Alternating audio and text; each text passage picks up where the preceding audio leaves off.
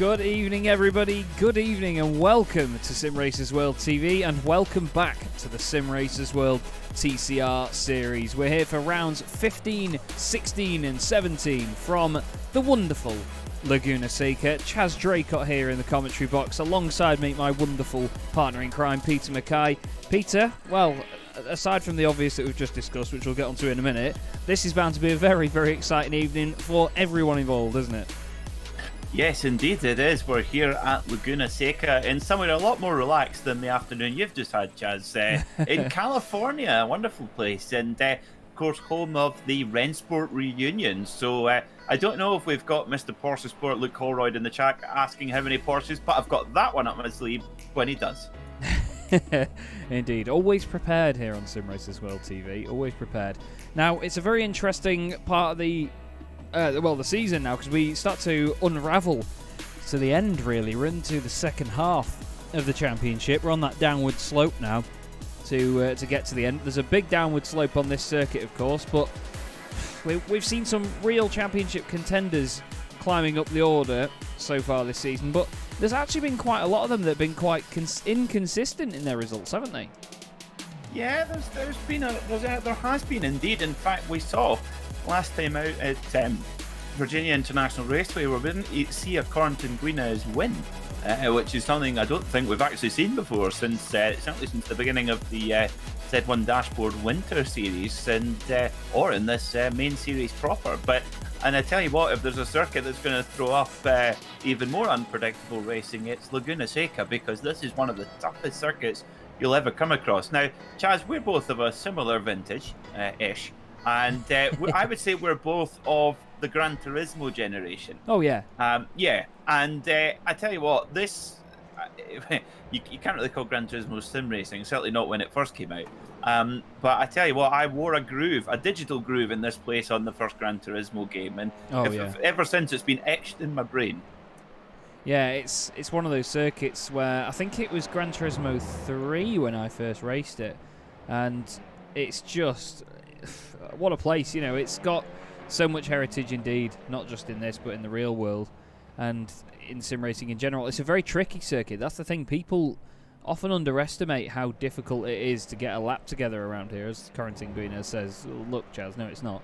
But you know, you've got a lot of undulation, you've got a lot of corners with very different camber to one another as well. The blind entrance to the corkscrew, blind apex almost as well. I mean, when you go to the first apex, you can't see the second one. It's all about, well, putting laps in around that specific part of the circuit. Turn 1, you always try and push it late on the brakes. I mean, even turn 2 as well, the long right-hander that you get is very difficult to get right. But especially here as well, the final corner, getting that run down towards turn 1 is so vital. And I think we're going to see a number of sends down the inside there tonight. We will indeed, yeah. It's one of your there aren't many overtaking opportunities here at Laguna Seca, but that's one where we've seen some dramatic finishes to motor races. I don't know if you've seen it, but the I know what you're going to say. Yes, Jörg Bergmeister in the Porsche and Jan Magnussen in the Corvette, which one of them ends up in a million bits. That was savage racing, that, to be fair, and as we both know, slightly unnecessary to an extent, but yeah, still, as a motorsport fan, you know, you can't not be entertained by that race finish. If you haven't seen it already, everybody, obviously wait till after this broadcast, of course, but do go and watch that, because not only will you go, oh, you'll also laugh your head off and go, wow, this is amazing racing, because it really was, wasn't it? It's a shame it came to a head, but tempers flare at that sort of level. Oh, yeah, and they were both given as good as they got, that's for sure. Yeah. Jörg Bergmeister and Jan Magnussen, two of the greatest drivers ever to get behind the wheel of a sports car. But it was so aggressive that I think even the 2017 and 2020 British Touring Car champion would have gone, oh, matron. You just line them up, don't you? He's got them lined up for weeks, I tell you, everybody. Honestly, mega stuff, though. I'm running out. I'm surprised at that by how quickly you list them. Well, at the moment, then, obviously, back to what's going on screen. Bram class leads the consistency class in qualifying at the moment. Corrington Guinness and his teammate Roman Bokler are the top dogs at the moment. But look at the times, Peter. Look how close they are. Between just the top 6 is less than 0.4 of a second. Yeah, is tight here, but the thing is, though, that means that I think the drivers are going to have to get even more creative than normal to make overtaking maneuvers, because if they're that close on pace, making a move is going to be really tough, and we could see a bit of argy-bargy. I tell you what, some of the drivers commented after last week's race saying, "Oh, it's a wee bit difficult to overtake," but we'll see when they get to racing here at Laguna Seca. Yeah, there's going to be a lot of patience required this evening as well by these drivers. I think it's going to be a very interesting evening, though, and it's going to be a bit of a mixed bag from some of them as Guinness goes even quicker. We've got Ollie Peacock back with us again, by the way, in the Team 23 race coaching by FSR. Now, he was a revelation at Charlotte Roval. He got a bit unlucky with some of the incidents, and some of the drivers had a real nightmare with it, and one of which is actually Fraser Smith, who has got a qualifying ban for this round, so he's going to have to work hard to get his way up through the order. We've seen him do it before. I mean, look back to Alton Park. I mean, him and Keanu Bourguignon, they were glued at the hip, weren't they, really, with the pair of them climbing through and eventually getting pretty decent results out of it, actually. Yeah, but certainly last time out, when we were at Charlotte Roval, it really was a matter of survival, wasn't it? A lot of drivers finding themselves in the wall, and of course that horrible final chicane really proving quite dramatic in certain cases, as it often does. Will we see the same here at Laguna Seca? Well, we'll see. Well, I have to say we're going to see a lot of fun at the Corkscrew, which it's very hard to try and describe what the sensation of going down the Corkscrew is like. I always think it's a little bit, you know what it's like, Chaz. If you've had one too many Copperberg bramble fruit ciders, and you sort of trip. You're dancing about, and then you sort of trip, but you don't trip enough that you fall over completely, but you sort of just about tumble and half style it out. That's kind of like what going down the Corkscrew is like. Yeah, you've got to just fluke it each time. As Green does another. Style it out and put your hands on your hips afterwards and go, yeah, I meant that. Yeah. Yep. Mate, I do that when I get out of bed in the morning. It just happens by accident. But no, you're right. There is a lot of luck involved here, and it's going to be intriguing to see how people approach overtaking manoeuvres, because I mean, we've seen in the past who's that going off? I think that was one of the Ignium cars. Ashley Gaffall having a fall. Now, Ashley, I'm surprised Ashley doesn't want to have a word with me for nearly putting him into cardiac arrest on Sunday night, because we were racing at Tsukuba in the Sunday Drivers MX5 series, and I was battling for the lead with Roberto Garcia, and Ashley had a long spin that didn't really become a proper spin. It was just a 90-degree long slide towards the second tight right hairpin, the second to last corner at Tsukuba. Mm-hmm. And you were on the lap record at this point, I'm sure, Chaz. I was not, actually, no. But he was completely sideways in the middle of the circuit, and I was chasing Roberto Garcia for the lead. Roberto went right, and I made the very silly decision and threw all the smoke to go left. And our cars actually, in the sim, visually, they made contact, and I was at full chat. I mean, I had my foot to the floor thinking, I could potentially get a position out of this, rather than being sensible and slowing for the incident, as I moan about these lot doing that. But I got the lead in the end. I didn't win the race. I finished second, but I'm sure Ashley probably closed his eyes at that point. I really hope for his sake he's not in VR, because to see us coming through the smoke must have been horrendous. I can imagine. I mean, can you imagine how blinded he would be with the 13 different spec maps in your car just flashing by him as well? He'd be like, oh, my eyes. Very true indeed. Very true. And he's got a few shiny bits in his car as well, that Ignium Motorsport car. Yeah, it's got a very pretty pattern on it. Now, I was hoping to get set up and have everything ready for showing off your wonderful shirt, but unfortunately, everybody, I'll give you a very quick story. After my BMW went to car heaven, I've actually had I've got a Kia Picanto temporarily, and it's a bit temperamental on the alarm front, so the key stopped working. We went to visit my girlfriend's mother before, and obviously she's got a new puppy, so we were definitely there to see her and not the dog. But basically came back outside to leave, knowing that we'd be in a bit of a rush, and obviously I had to come back for the broadcast. pressed the button on the alarm. Nothing happened. Obviously, to unlock the car. Nothing happened for about 10-15 minutes.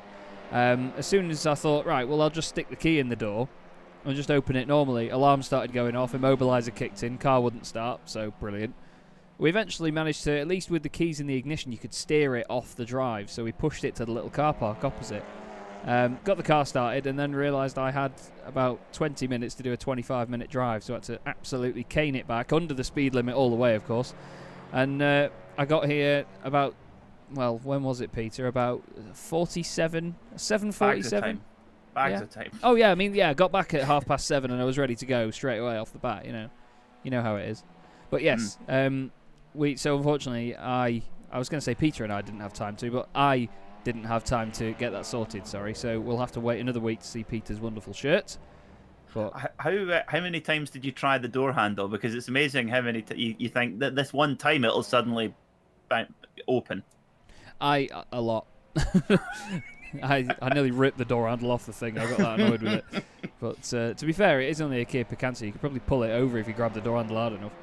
But either way, we're here now, and we have TCR cars out on track. This is Anders Lily. What was the meanest thing you said about the car?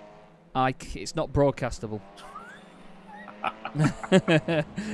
It's really, really not broadcastable. I don't even think one word of it. Well, probably the word "you" is the only broadcastable word. To be fair, there was about 6 of them, I'd say. But either way, these cars work. Just picture it so vividly. Oh, I'm trying to get into this Kia Picanto. The only time I've ever been angrier at a car was when my Fabia VRS got a left rear puncture, and it was not long after I changed the wheels to the BBS Montreals that you can get on the Volkswagen GTI cars, any like Golf or Borers and so on. I put those wheels on it, and I left the locking wheel nut key at my friend's yard, but the worst thing was it was just loose in the yard, and the whole thing was like a gravel floor. So you can imagine how annoyed I was when I realised that, and we had to go and scour the place under every single stone and bit of gravel in there just to find a locking wheel nut key. And this place was about 50 feet by 50 feet. No, more than that. Oh my. Probably more than that. So, yeah, that's the angriest I've ever been at a car, and it was my fault. Yeah, the Fabia looked good on BBS wheels, though. It did, yes. It looked wonderful. White BBS wheels as well on a black Fabia. It was a lovely monochrome effect. But when I when I had to go back to the standard wheels on the back and not on the front, it was a bit of a monster truck. It was a very, very odd experience. The traction control and ABS was going mental everywhere I went because the back was higher than the front.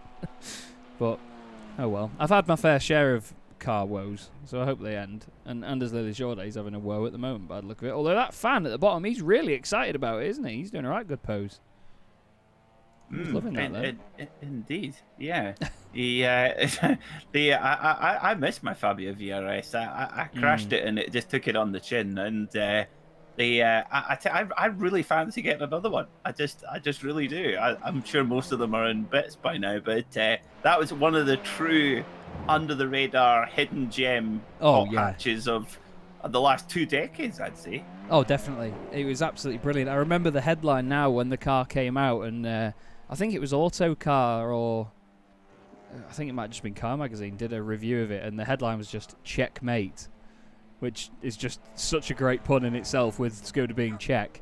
And they were talking about the fact that it had more torque than the Lotus Elise at the time, and it was just fantastic. And it was diesel as well, obviously, so, 6-speed gearbox. You could sit in the motorway at 2,000 revs at 70 mile an hour, and you get 70 miles to the gallon out of the thing. It was fantastic. I truly not even miss a it. modern car could do that. No, that's the crazy part. Yeah. I truly do miss my Fabia VRS, and I would in a heartbeat have another. But like you say, most of the get ones. One and turn it into a 24 Hours of Le Mans car. Oh yeah, there's actually somebody hill climbs one, and they've got a chimney exhaust out the bonnet and a humongous turbo on it. It's completely fluoro, like day glow orange. This Fabia, but it's like a train going around these hill climb events. It's fantastic, but not how I'd have mine, I think. But 24 Hours of Le Mans, leave it completely standard, just strip it out, and off we go. Never, we'll do it on fuel strategy. We'll do it. It'll be like that, a miniature Audi R10. Yeah, definitely. Well, it's exactly like an R10, isn't it? Well, you put the same stuff in it to make it go. Yeah. Yes, very true. Very true. Well, away from our reminiscing, I'm going to be on Auto Trader by the end of this broadcast, I'm telling you. Boakler is currently third for HM Engineering. Damien Harris has managed to split the two of them. But Norbert Leitner? Norbert Leitner is fourth now. So 3 HM Engineering cars in the top 5. You've got Naveed Hussain for Ignium Motorsport up there as well. Ollie Peacock 6th. We're looking at Roman Boakler now, who is trying to improve on his time. Doesn't this time round. Dan Mould is 2nd at the moment. He won't want me to tell you that he jumped the start on Sunday and then unfortunately turned somebody around at turn 1. So he's going to be hoping to do neither of those today. But either way, he's doing well actually this season, Dan. And don't forget, he had a wonderful drive at Charlotte, didn't he? He gained so many places in that final race. I can hear you digging from here, Chaz, on that one. He did indeed. You're absolutely right. Yes, he had a good meeting at the Charlotte Roval, which has been, of course, updated all the time through its life. And here at Laguna has kind of stayed much more in its original guise, actually. And in fact, it's been used for quite a few films as well. It was actually in one of the Herbie films, believe it or not. I did not know that. I get triggered about tracks being used for films because I know in Rush they pretty much used Brands Hatch for most of it and called it Fiorano. Cadwell Park, and it was like it was meant to be somewhere else. Yeah, and Donington was Fuji, which is just great. And what was the other one as well? It was Brands Hatch was Paul Ricard. It's like, at least get two that are close to the same. Yeah, because they used the main straight at Brands as Paul Ricard, and then they used Clearways as Fiorano when Enzo Ferrari was sat there in his chair. Anyway, Corentin Guides is on pole position. God, we're nerds. Damien Harris is 2nd on the grid. Roman Boakler and Norbert Leitner make up row 2. Then it's Ollie Peacock and Naveed Hussain, followed by Miguel Freitas and Matthew Crisp. Anton Dupin and Matt Sporg Anderson will fly through the rest. It's Matthias Tatij and Mark Woodhouse, followed by Bram Klaas, Dan Mould, Daniele Giudici, Ben Hicks, Wayne Palmer, Michael Blake, Niles de Kuiper, Anders Lily Jordet, Jean-Louis Deschamps, Ryan Walker, Louis Correa, Lee Bowden, Scott Malcolm, Jessica Myers, Paul Godden, Jurgen Knockhart, Craig Schill, Ashley Gaffal, Danny Fenning, Rob Jackson, Tito Bonilla, Fraser Smith, and PJ Claysons at the back of your 35 card I think you grid. missed one. Oh, damn it. We've got 3 cars that we're waiting on right now, though, but car 1P1 once again, Peter. Do you expect anybody to beat Guinness today? He's got Damien Harris right behind him. Yeah, watch out for Damien today. He's gonna be up for this one. Watch this. Right then. Hold on to your hats, everybody. Round 15 of the Simracersworld TCR Series is away.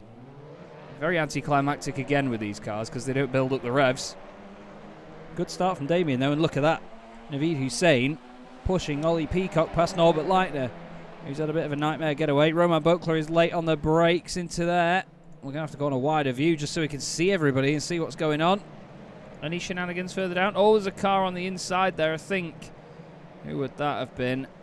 I think that might have been PJ Clayson's. Oh, Norbert Leitner's off. There's been contact. That is Ollie Peacock going with him as well.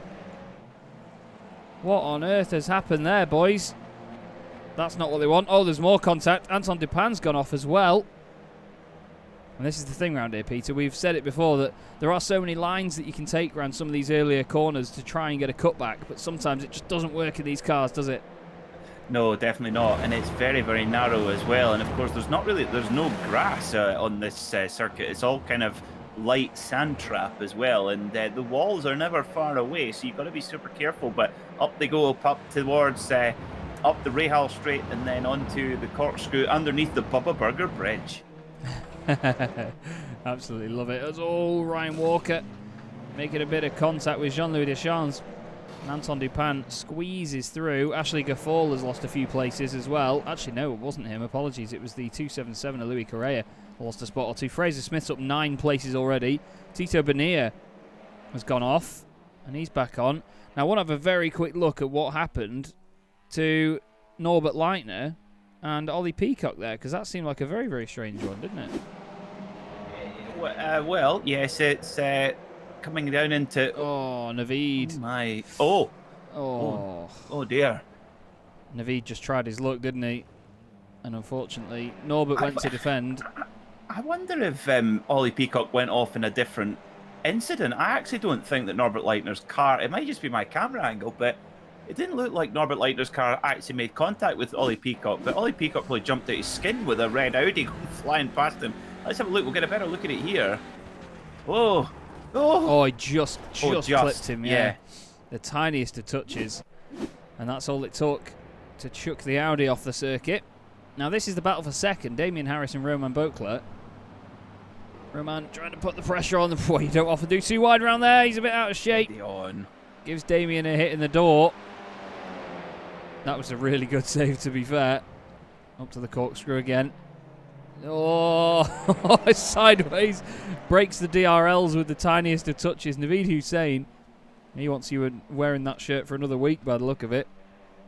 Absolutely all over the back of him. Then Miguel Freitas is in there too. So we've got all of the primary colours in this battle at the moment, which is very interesting to have, and probably the worst fact I'm going to come out with all evening. Mark Woodhouse is 11th. Don't forget, Bram Class is still your class leader in consistency. We'll show you that at the top. Love that final corner, though. You always get some brilliant shots out there, don't you? Yeah, I love it when you see get the... Oh, dear, Louis. That was so just... Louis, oh, dear, made contact there. I think it was Fraser Smith. Yes, it was.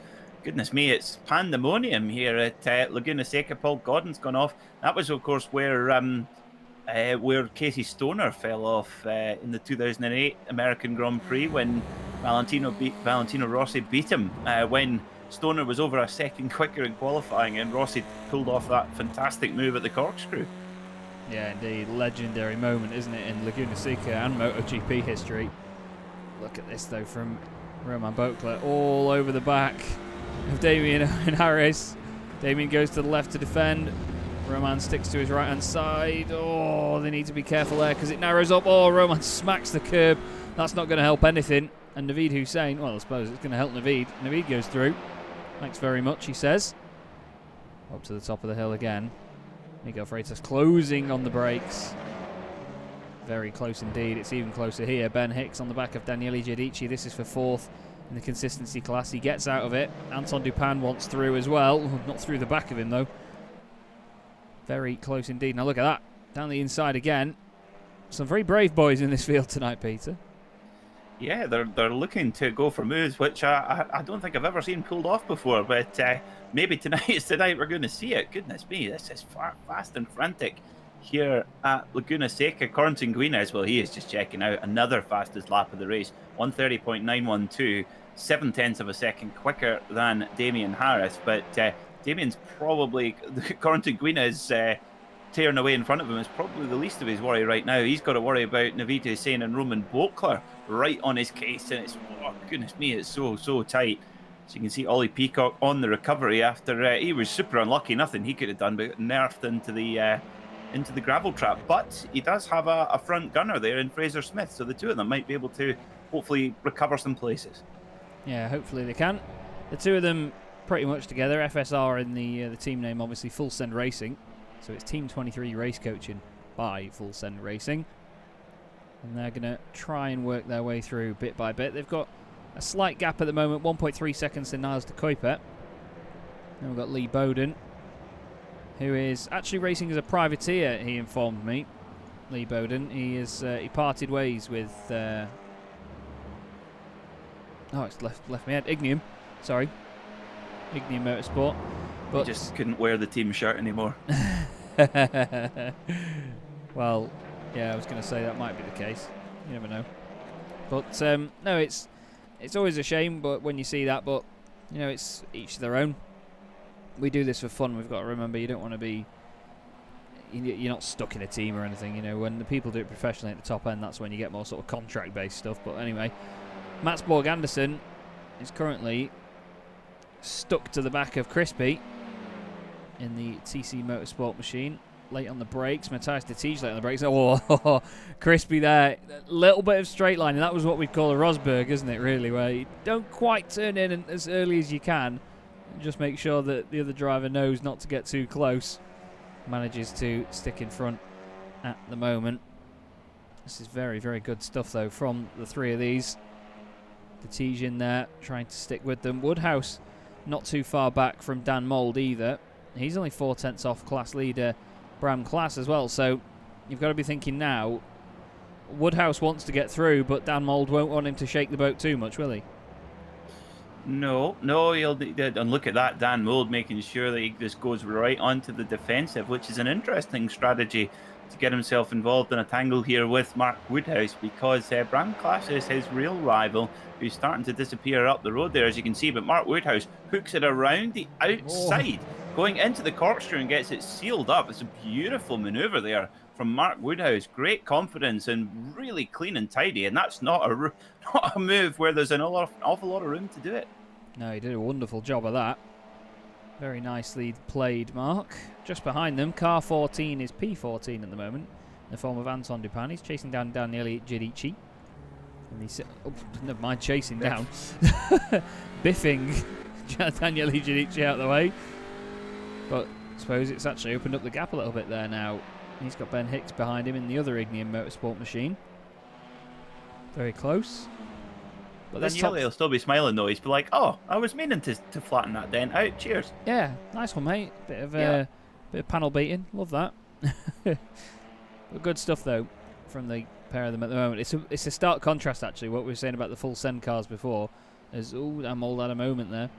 The full send cars that we mentioned before. Fraser Smith has gained 13 places in this race. Ollie Peacock's lost 17, but they're still right together on track and trying to work together to go forward, I think. Although Ollie Peacock was number 23 last time, and he's 32 this time. That's confused me a bit, because PJ Clayson's is normally 23. Or was he 1, 2, 3 last time? I can't remember. Pretty sure he was at least 23, because I was considering a Leroy Ella reference, but we all know who that is. Oh, Jessica Myers is backwards. Oh, it's the corgi, no! Oh, gonna get a taste of the barrier then by the look of it. What on earth has happened here? So that's the 77. Oh, Jessica goes to get back onto the racing line, and that was Lee Bowden, wasn't it? There just wasn't any space to get in there, unfortunately. Looks like we've also had an issue for Bram Class. He's actually lost his class lead now, Peter. That's a big change. Oh, could you have guessed it? Oh, that's so easy to do. The car is, of course, as we said, it's a little bit like falling off a cliff or falling down stairs, and the car gets all kinds of light and horrible going through there every single time, and it's just a battle of managing it. And really unlucky there for Bram Class. It can happen, but he's where is he? He's actually, dearie me, he's lost quite a few positions from class leader. He had a lot of his rivals right behind him who have all given him a good wave on the way by.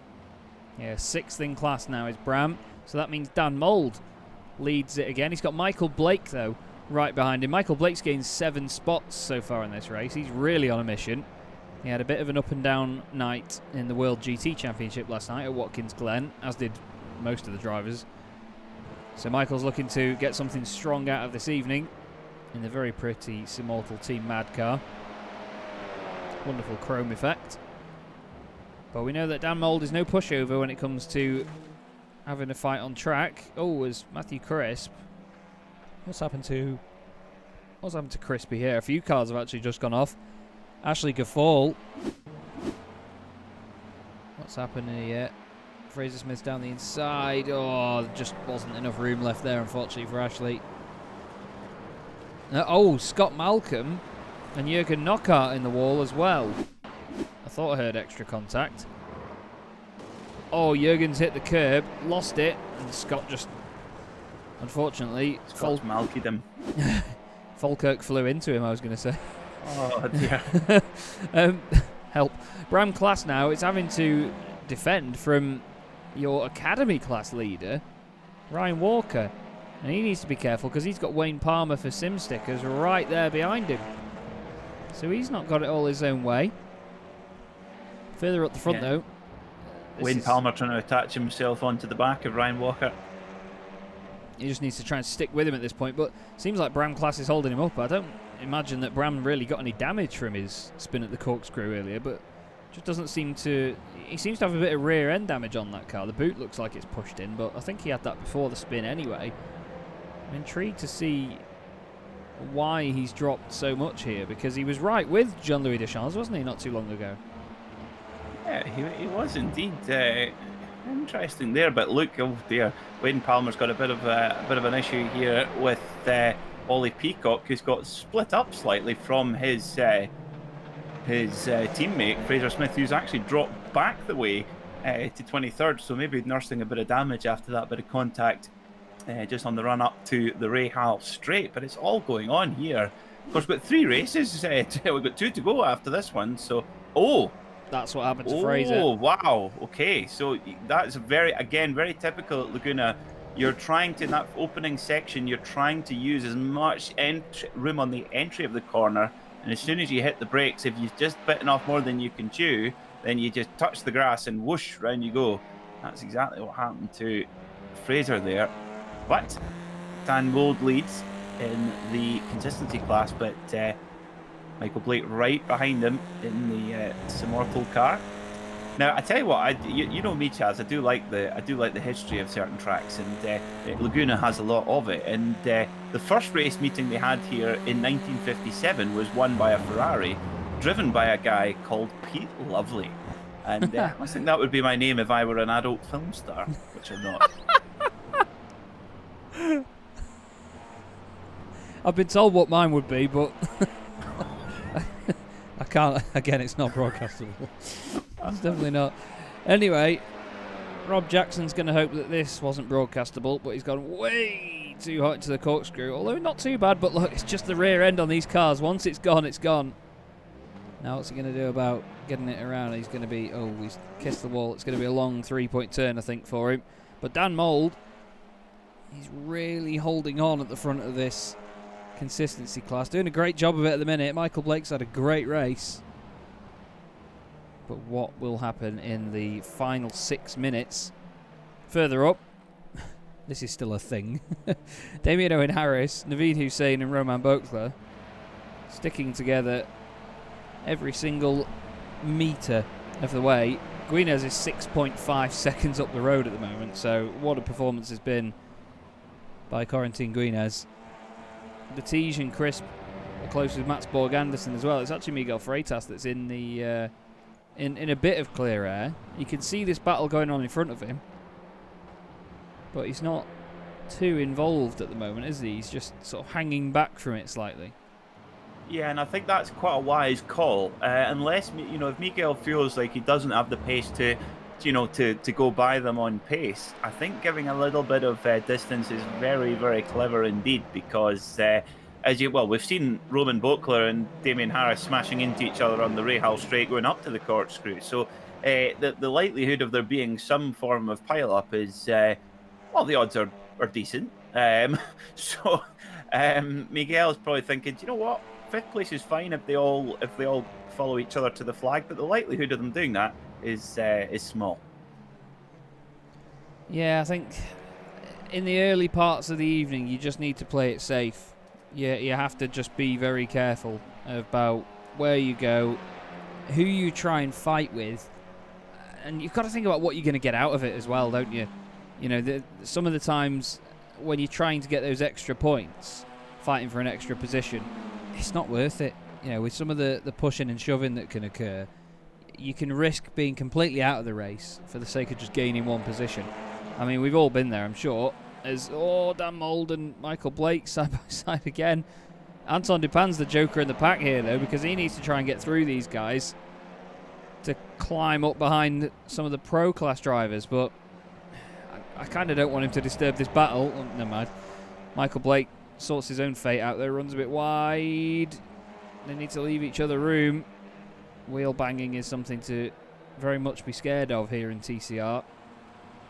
But this is all good for Dan Mould, though, isn't it? Because as soon as these guys start fighting at all, Dan Mould can open up that gap naturally.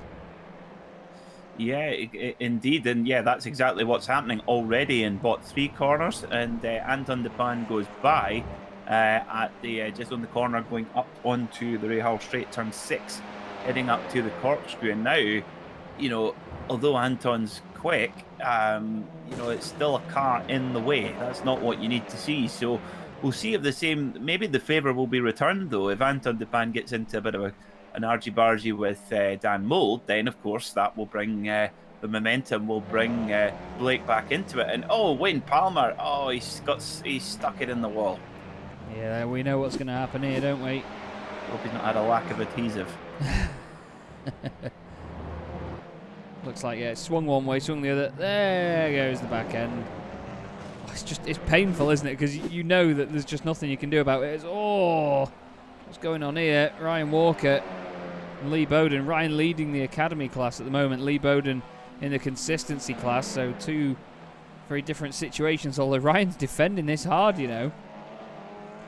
I believe they get position. They get points for overall position, don't they? So, you know, he's defending as many points as he can at this point, is Ryan. But again, as I just said before, picking your battles, you've got to choose whether it's worth defending or not. This is definitely worth defending. Second place overall, Damien Harris.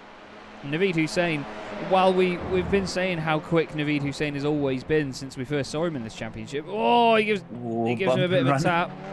He gets out of it though, because he doesn't want to gain the position. That was nice of him. He actually even sacrificed one place himself in not going past Damien Harris. That was really good stuff from Naveed. But I was going to say, we've seen from the very start of this series that he is rapid, but he was quite inconsistent early on and always caught up in the odd incident, wasn't he? And I mean, oh wow, look at that by Roman Bokler. That was unbelievable. Damien Owen Harris manages to get a great cutback on it, but some people would call that over-aggressive by Roman Bokler, but the fact that he pulled that off as well as he did, that was beautiful.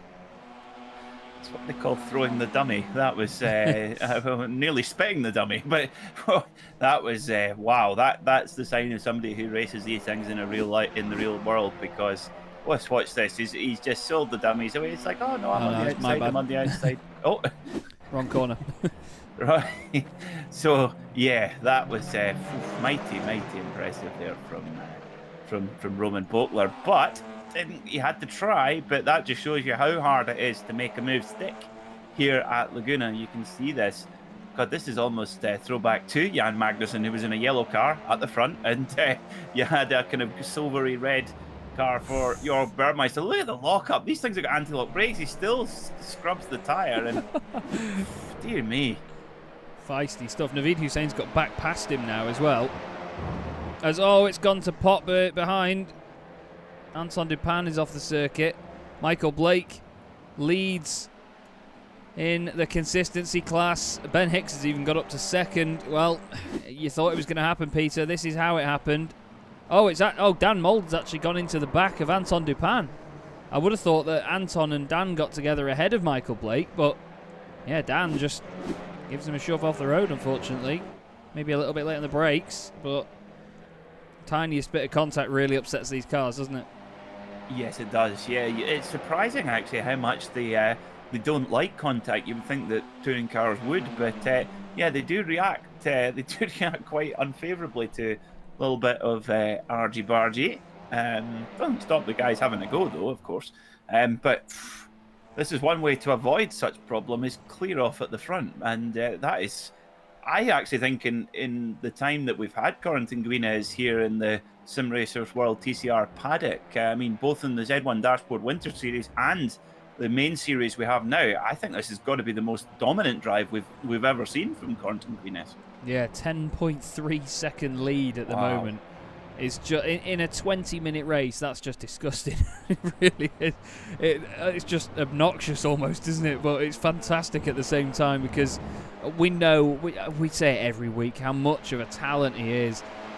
And, you know, the whole team, HM Engineering, have been a phenomenal addition to this championship. As we see more battling still inside the top 5. But what can you say about Leroy? I mean, Corentin Guinez, absolute superstar at the minute. He's got that number 1 on the car for a reason. Out the final corner, and round 15 of the Simracersworld TCR Series is undoubtedly won by Corentin Guinez. Gorgeous stuff. Really was. Damien Harris, though, he's done a great job to hold that second place. So much pressure all race long, Peter. He'll be pleased with that result, surely. Yeah, absolutely. Under the greatest of pressure there, Damien Harris holds off from two quick drivers, Naveed Hussain and Roman Bokler. And of course, Miguel Freitas was there waiting in the wings for anything going wrong. But here comes your consistency class leader. Can he hang on to the line. It looks like he will. Michael Blake then for Simracersworld Team Mad wins in the consistency class. We don't have to wait long for our Academy class winner, Ryan Walker. Awesome stuff by Ryan. Takes the win. Niles de Kuiper gets second in that class. There was quite a bit went on that last lap there. I think Niles de Kuiper and PJ Clayson's had a bit of argy-bargy themselves.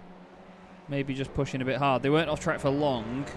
I think the two of them are just taking absolute liberties through there to try and catch one another up. But yes, Corentin Guinez, what a guy. Absolutely phenomenal drive. Milky in the chat, good to see you. Hope you're well, mate. But wow, what a first race that was. I mean, we knew that Corentin was going to be quick again around here. I mean, in qualifying he was, what, nearly a quarter of a second faster than everybody else. But it was just the way he did that. It looked effortless, didn't it? And you can obviously lend a lot of it to the battle going on behind, but amazing. Do you think you can do it again?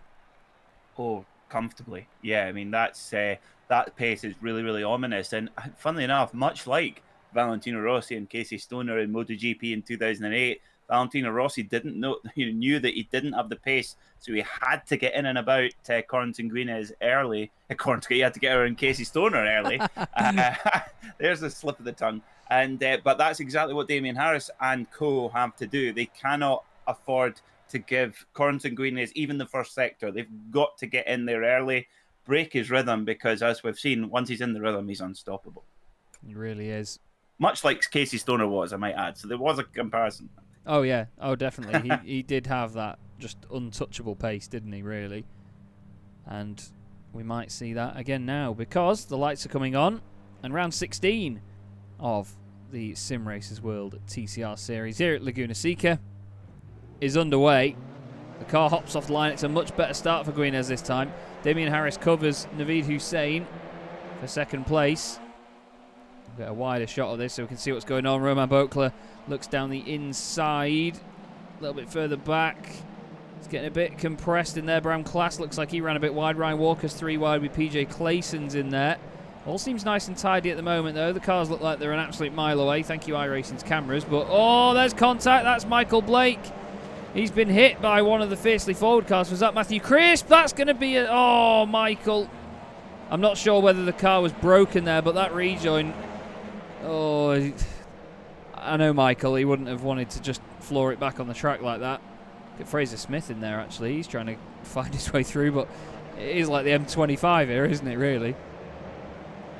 But better manners than the M25, though. Yeah, I suppose they're not flashing the headlights yet. They've not got the Bluetooth on. Oh, we're not going on that again. Corentin Guinez is still in the lead, but Damien Harris is stuck with him early on at this point. Oh, hello. He's stuck with him early on. Now, I want to just have a very, very quick look back. Oh, Michael Blake. This was before... Oh, he hit one of the TC Motorsport cars. I think Mats Borg Anderson was off as well. So there's Michael. Oh, Matthew Crisp, yeah, just a bit late getting into there. He's gone off.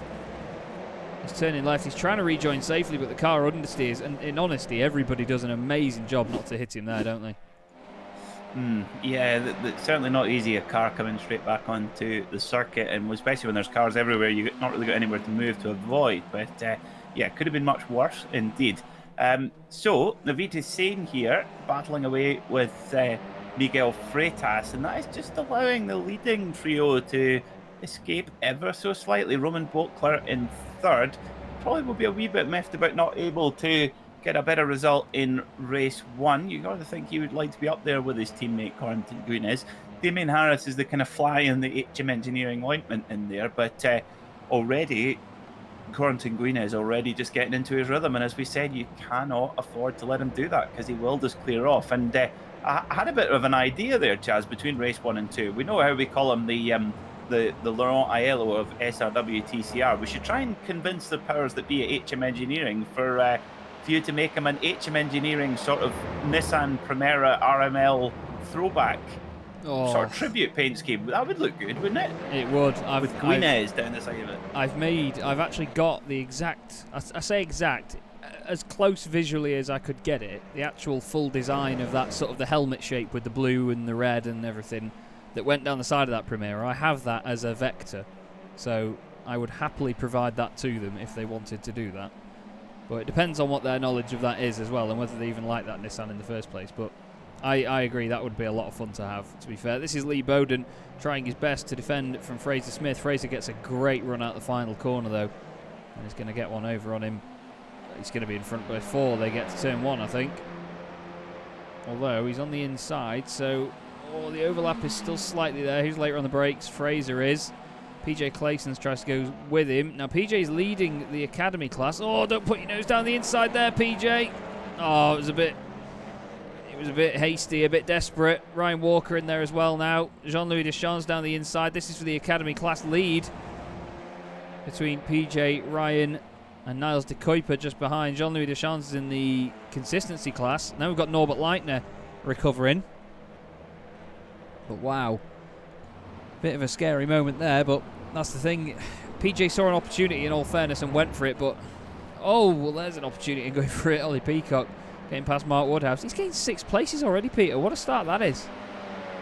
Yeah, that is mighty impressive there from Ollie Peacock. So trying to, of course, got taken out the game, no fault of his own in race 1, but really fighting back hard right now. And it's often when you get taken out in race 1, it's almost is a bit of a whole night effort to get back towards the front of the field. But Ollie well on his way to doing that right now. Next up will be Matthias de Tige, who is getting right in about the Miguel Freitas battle, trying to go round the outside of Miguel. And the driver going slow there on the side of the track. That's Michael Blake, isn't it? Yes, who's a lap down. Yeah, he's just letting all these guys filter their way through. And Alex Neller in the chat. Good to see you, mate. Not Simon Neller, his dad. Oh, no, there's contact with Michael Blake. Where's he going to end up? Matthew Crisp is off. Michael Blake is around in a torrid race after winning the academy, the consistency class in that first one. He's had to come in together with Matthew Crisp. What's gone on here then? Oh, no. He's gone over to the left to try and get out of the way. I don't know how he ended up through the bollards. He actually hits Mark Woodhouse as well, his stablemate. Really not sure of that. Forgive me if I sound like I got my tin hat on, but remember, that was those two guys who came together on lap 1, remember? It was. It's a very good point. Yeah, the thing is, I'm not sure why Michael's that far over to the left to hit the bollards on the pit exit, but hitting the brakes in the middle of the straight is unusual behaviour. Yeah, I agree. I think he was trying to get over to the left and brake early so that Crispy could just go around the outside of him, because he was being lapped at the end of the day, wasn't he? But yeah, it seemed like an unorthodox way to do it. Maybe distracted by something. Roman Bokler, though, is up into 2nd position ahead of Damien Harris. Now, I'm trying to look for this on what we call the event viewer. And here is how he did it. Oh, gets a lovely run out of there. Very close alongside. Great stuff. Really close racing by the two of them, but still nice and feisty. And now Corentin Guinness is 2.6 seconds ahead. But yes, just to confirm, Alex asking, is that a car with legit McDonald's sponsorship? This is the McChallenge e-racing Belgium team. I believe it's part of the McDonald's Foundation, isn't it? To do with the charity side of things with McDonald's. That's correct. Yes, that's correct. There's McDonald's employees from all over Belgium and the Netherlands have a karting challenge. And I mean, McDonald's and karting, that is the dream. Oh, That is the dream. I mean, people say, oh, that just sounds like a kid's party. You go, aha, a really good one. Yeah, damn right. Where do I sign up? Exactly, correct. If I can get a triple cheeseburger down me and have some karting, I would absolutely love that. It would be belting. So when lockdown eases, yeah, sorting that out. Anyway, we're gonna buy a Fabia VRS. We're gonna go to McDonald's. We're gonna get a like Mackey's. Yeah, Mackey's drive-through on the way to the 24-hour lemons. That's brilliant. We need to get onto Carl about that Porsche as well. Oh yes, we do. No, the 21st lap, we could do like what they used to do. The Bentley boys used to do. We'll call ourselves the Skoda boys. The Bentley boys, when they used to drive from London to Le Mans, do the race, and then drive home again in the same car. We'll do that in the Skoda. The Skoda He's got the 24 hours of lemons. I like that. That'd be a lot of fun. That would be a hell of a lot of fun. And trust me, I am down for that. I'm trying to find a Czech city that begins with B, just so we could call ourselves that. The Bilivec boys would be one of them that we could go for, but we've got plenty of time to plan. Anyway, Fraser Smith's not got all the time in the world to plan. Fraser Smith's not got all the time in the world to plan right now because he wants to get past Mats Borg Anderson, who unfortunately we don't have any puns about chicken nuggets and McDonald's anymore with the TC Motorsport boys. But look at this opportunistic stuff by Fraser Smith. Bram Class has been boxed in there. Now 2x2 through here. Oh, too wide through there, I should say. It certainly works for Fraser that time round. Nice stuff by Bram Class to get out of that one. Ashley Gaffall has had an issue. That car has got a broken front right already. I think he's just going to pull it over, is he? Oh yeah, that's the end of that car's day. Very, very much so. It's a real shame to see. Now, this is Jean-Louis Deschamps, who is currently 4th in the consistency class, but he's trying to put pressure on Ryan Walker, who's in the academy class. It's a difficult situation to be in because Ryan wants to go for that class lead. He's got 1.7 seconds to PJ Clayson's, who you can see just up ahead. But at the same time, do you let Jean-Louis Deschamps pass? Because you've got to consider how much time you're going to lose. I don't think I'd battle him at this point if I was him. Depends. Yeah, it depends. I mean, sometimes when you're in the heat of the battle, you've not necessarily got the same information that we do up here in the booth, you know. And I think sometimes you race people as they are. But if you've got a good spotter, or if you're perhaps running an overlay software as well, you can do that, and you can see who's in your class and who's not. So it's a tough one, isn't it? I think you'll more depend on you. You always get an impression whether you're faster than somebody or not, and you have to kind of make that instinct decision whether you try and defend the position or whether you just sort of roll over and let them by. It's a tough one. It's a really, really difficult one to decide what to do. What's it? Jean-Louis Deschamps in that McDonald's car. It's such a sophisticated sounding name. Sounds like he owns a Michelin star restaurant. It's like, I am Chef Jean-Louis Deschamps. This is a deconstructed McChicken sandwich. Oh, that's a deconstructed Audi. Oh, no. No. I'm sorry.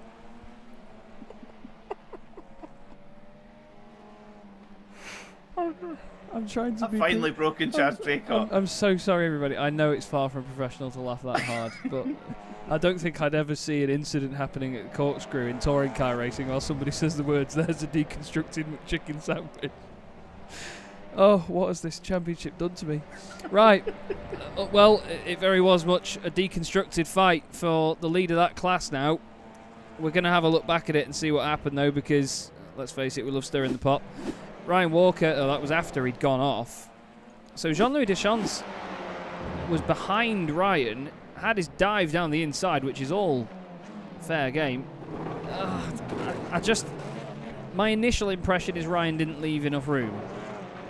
But at the same time, Jean-Louis was a bit late on it, and he sort of washed away from the apex, but I'd got to say it's 6 of one, half a dozen of the other there.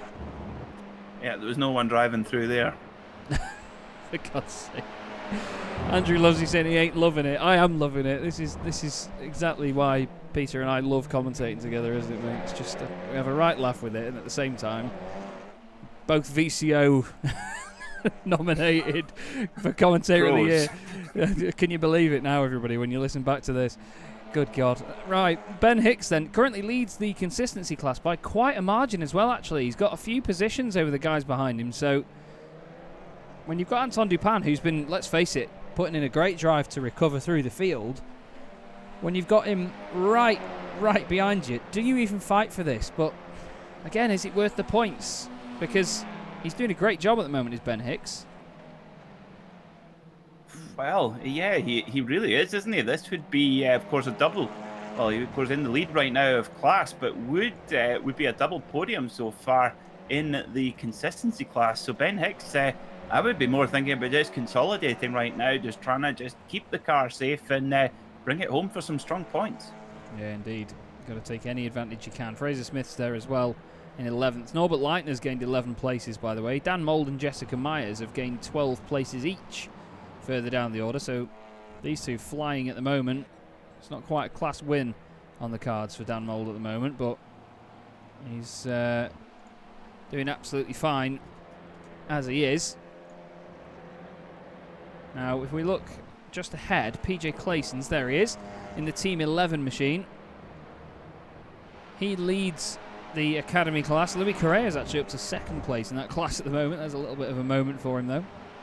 Niles de Kuiper is 3rd in that class, just behind in the Radeon Motorsport by QSR machine. He's now got Jean-Louis Deschamps right behind him in the McChallenge G Racing Belgium car.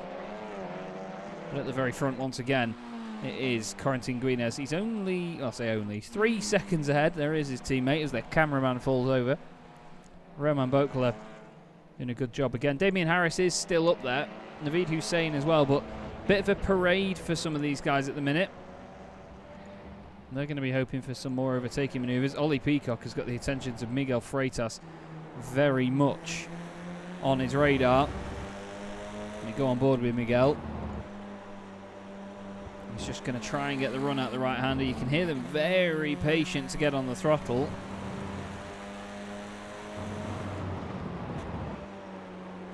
Through long left here. Great run by Miguel Freitas. Is Ollie Peacock going to go defensive at this point? He's not. As they go up the hill towards the corkscrew once again. For the 10th time of asking in this race. Ollie Peacock much later on the brakes. Freitas has to try another day. But it's very difficult to follow around this circuit as closely as these guys are doing. Through the second to last corner they go. Don't forget as well, previous champion in this championship, Miguel Freitas. Alex Niller saying that Corentin Guinez has got enough of a lead to stop for a Mackey's himself. Well, you didn't see the last race, or I don't think you did anyway. 10.3 seconds Corentin won by, and it's just such a great performance from him again. You've got to love it. We've had an issue for Jürgen Knockhart, by the way. He's had a bit of a spin here. Has the back end gone around? He's come out of the final corner. Oh, whoa, whoa, whoa. What's gone on there? Whoa, whoa, whoa. What was that? There was cars coming in the pits, I think, after that incident before. Let's have a look at the wheel here. It just goes hard right. Oh, yeah, that's a wheel failure if I've ever seen one. Look how quickly it went back to being fully straight and then fully left again. Horrible moment there, unfortunately. But you do get them. It's basically the same thing as a hardware, well, it is a hardware failure, but it's the same thing as like a mechanical failure as we see in the real world. Miguel Freitas has been off, actually. Maybe just a bit. Oh, big drifteroo there for Miguel. Lights up the fronts, Jason Plato style. Manages to continue. Rob Jackson also had an off in one of the bluest cars on the grid. Oh, he's just gone in a bit too hot there into the final corner. Easy to do. We've all been there, haven't we? We've all tried to push our luck on the brakes into that final corner. Looks like he spilt McDonald's over his wheel. Well, it wouldn't have been a milkshake because the machine never worked. Now Ben Hicks, oh, he's having a fight with Norbert Leitner, who's gained 13 places, now 12, and it'll go back to 13 in a moment. He's having a really strong run through this race at the moment. He's going to be down the inside again. Now Ben Hicks needs to be careful. He's got Mats Borg Anderson behind him, who's also in the pro class. But then it's Bram class. There he is, hoping to get that class win away from him, because he had his own moment that lost him the class win in race 1. He's going to want that back in race 2. 2.5 minutes to go here in round 16 of the championship. And these guys are having to work very, very hard for this at the moment. Mats Borg Anderson, he'll want to get through because he won't want Norbert Leitner to get away. We've got Louis Correa as well, actually, putting Jessica Myers under pressure. Oh, Fraser Smith's gone off. Just a little moment there. Ooh, bit of a moment there for Louis as well, actually. Slightly wide car, snaps out of shape a little bit. Manages to collect it. Chasing down the Corgi Mobile. There it is. Some of the best sticker placement we've ever seen in iRacing, I'd say. I'll get a good view of it here. There it is. Ready? See it again. There it is. Oh, no! Oh, Jessica comes over to defend slightly on the right. Louis into the back of Jessica's car. They both did a mega job to keep that on the circuit, though. Wow. What a moment indeed. Oh, and Jessica Myers is in the pits. Could that potentially be for incident points? The car was already in a bit of a state, wasn't it?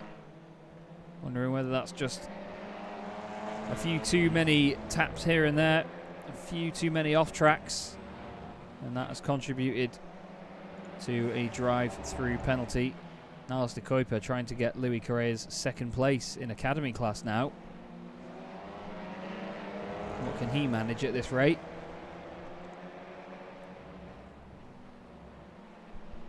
Jessica Myers, no, still actually coming out of the pits now. It says coming in the pits, but clearly on the way out there, as the car is. This is Damien Harris still holding on to third position. Roman Bokler just in front. And then Naveed Hussein just behind. But we've only got 20 seconds of the race to go, so this will now become the final lap for this man, Corentin Guinez. He's got a 3.5 second lead over Roman Bokler at the moment. And what a fantastic drive again it has been. And we saw a lot of this last season, where he'd take... Oh, hello. He'd take 2 wins to start the evening off. First one from pole, second one from pole. But then it's the interesting one, the reverse grid. Have to see whether he manages to turn that around or not and take all 3. Now, Niles de Kuiper has lost out to Jean-Louis Deschamps, drives into the back of him, because why not? Fighting hard. Scott Malcolm in there as well. Scott trying to gain a position out of this now. Where's he going to go? He's going to go to the left of Niles de Kuiper, down the inside into turn 1. Later on the brakes. Does he get it stopped? He does. Nice stuff by Scott. Good move, and up into 19th position. He's gained 13 spots in this race so far, actually, Scott, so doing a great job of it. But we're into the final couple of corners now. And Corentin, once again, just making an absolutely textbook drive. This boy's got some pace. And he's certainly shown us that round after round. Consistent pace as well. Round 15 and round 16 go to Corentin Guinez in the Simracersworld TCR Series. Another fantastic drive. A 1-2 for HM Engineering. Roman Bokler ahead of Damien Owen Harris. Naveed Hussein 4th. Ollie Peacock is going to get 5th place. Great drive from him. He gained 8 spots in that one. Detige is 6th. Freitas 7th. Woodhouse 8th with Anton Dupin, Norbert Leitner and Fraser Smith behind. And it's going to be Ben Hicks that is going to take the win in the consistency class. Great drive for Ben. And PJ Claysons is going to take the Academy class honours in this one. Wonderful stuff again. Scott Malcolm, 13 spots gained. Same for Dan Mould, actually, who finishes in 16th position. Well done to Dan. But well done again to Corentin Guinez. What can you say? It's just stunning, stunning performances so far from Corentin. Can anybody stop him? Can anybody stop him at all? Although it looks like, not sure what's happened after the line here for Corentin Guinez, but we're going to have a look back at this and see what he's managed to do, because he's managed to absolutely batter the front of the car in. There he is crossing the line, taking the win.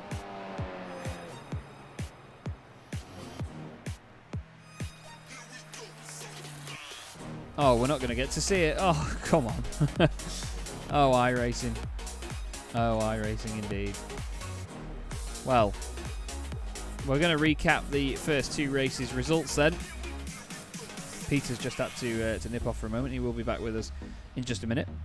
But we have the results from the first 2 races for you to go over. Obviously, race 1, that amazing win, 10.5 seconds actually, by Corentin Guinez. Damien Harris finishing 2nd, of course. Naveed Hussein in 3rd. Roman Boakler finished in 4th. That was a really strong drive by him. Miguel Freitas in 5th. Mats Borg Andersen, he'll be happy with 6th place there, to be honest. We then have Matthias Lattige ahead of Matthew Crisp. Mark Woodhouse and Michael Blake rounds out the top 10, wins the consistency class battle ahead of Ben Hicks and Bram Class. Then we have Ollie Peacock and Jean-Louis Deschamps, Anton Dupin and Lee Bowden, followed by Fraser Smith and Ryan Walker. Behind him was Anders Lillejorde, Niles de Kuiper and PJ Claytons. Louis Correa was 22nd, Ashley Gaffol behind him, with Norbert Leitner, Jürgen Knockaert and Paul Godden. Craig Schill and Danny Fenning remained on the lead lap as well. So too did Jessica Myers and Wayne Palmer, and Scott Malcolm. Daniele Giudici, Rob Jackson and Tito Bonilla did not make it to the end of the race. We then have the second race of the evening, which I believe Peter MacKay will be able to take you through, if I at least had the results at the right part, at the very front. There you go. Oh, I would be delighted to. Yes, Corentin Guinez winning from his HM Engineering teammate Roman Boakler by 3.7 seconds, with Damien Harris finishing in 3rd. 4th was Naveed Hussein, followed by Ollie Peacock, Matthias Lattige, Miguel Freitas, Mark Woodhouse, Anton Dupin and Norbert Leitner, rounding out the top 10. 11th was Fraser Smith, with Ben Hicks winning in the consistency class, followed by Mats Borg Andersen, Bram Class and PJ Claytons, your academy class winner. Dan Mould was 16th, followed by Louis Correa and Jean-Louis Deschamps. Scott Malcolm was 19th, followed by Niels de Kuiper, Anders Lillejorde, Wayne Palmer, Jessica Myers, Paul Gordon, Matthew Crisp, Rob Jackson, Craig Schill and Daniele Giudici in 28th. 29th was Lee Bowden, followed by Ryan Walker, Jürgen Knockaert, Ashley Gaffol, Michael Blake, Danny Fenning and Tito Bonilla, who didn't take the start. Thank you very much, Peter. Mucho appreciate. Now it's that part of the evening again where we're just going to take a quick break, although for some reason there we go, it didn't want to show us Craig Schill's car for a second there. But can I just say as well, Fraser Smith started the evening with a qualifying ban right at the back of the grid. The reverse grid and an 11th place finish means he's going to be on the front row of the grid for race 3, and that is how you play this format, isn't it? It is, yeah. Sometimes, a pit lane start or qualifying ban sometimes isn't the punishment that it maybe needs to be. But it's funny, but you have to play yourself back in, and that's exactly what Fraser's done. And it'll be his race to lose in race 3. Okie dokie. I've just realised actually. Michael Blake says you need to take your tinfoil hat off. I've just had a message off him. He said there was not going to be any contact. I was mirror driving, watching him so I could block him and get my teammate past. But he said it went a little bit wrong, unfortunately. But either way, it was a very, very entertaining pair of the first 2 races there. What we're going to do now, though, is just take a quick break. Peter and I, we're just going to make sure we stay hydrated and get ready for the 3rd and final race of the night. I can't believe how quickly it's come around, but give us 5 minutes, everybody, and we will be right back with you.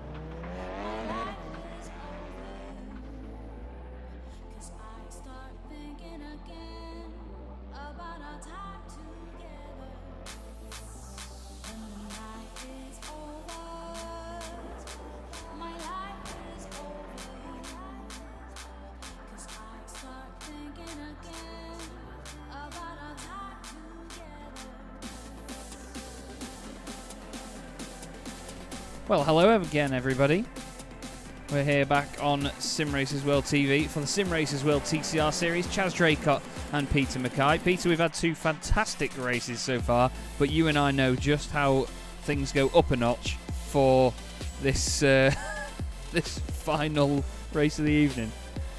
They do indeed, yes. This partly reverse grid always throws up a few spicy surprises, and I'm not still talking about ordering the wrong thing off the McDonald's menu, but it's going to be very exciting indeed. And can anyone stop Fraser Smith from pole position? That's the question. Well, I really don't know.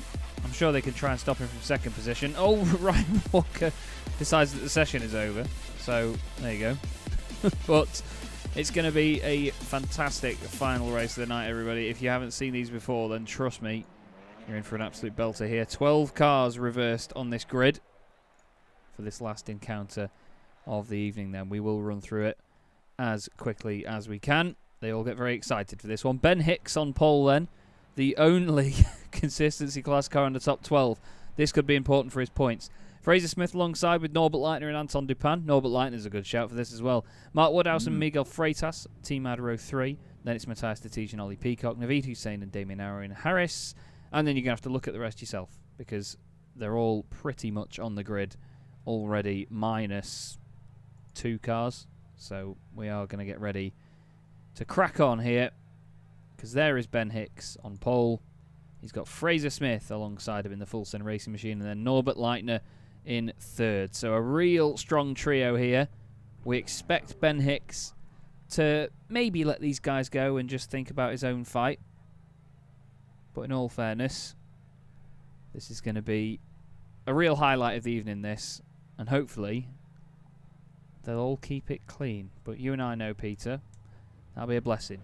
Anyway, round 17 of the Simracersworld TCR Series, the final race of the night from Laguna Seca, is underway. And it was a really good start by your pole sitter Ben Hicks, although changing up the gears, it doesn't look like he's carried that much momentum, in fairness. Fraser Smith trying to go around the outside. Look at the train of cars on the inside. Oh, no. Ollie Peacock goes way, way deeper than everyone else in turn 1, but he makes that work, actually, doesn't he? He may have gone really deep, but he certainly made that work. It looked like Roman Bokler has had a moment and gone off the circuit. Got back on, but there was Guinez went off on the sand as well. Ah, it was, yes. There was 3 wide in there, wasn't there? And now he's got a fight on his hands with PJ Claysons. Oh, it's getting hargy-bargy. Miguel Freitas has just come on after going off ahead. Look at that as well. Roman Bokler, the number 22, right in there. This is feisty stuff from all of them. Straight off the bat, though, straight out the gate. They want to crack on with this, don't they, as Mats Borg Anderson gets elbowed out wide. Oh, it's a lot of fun.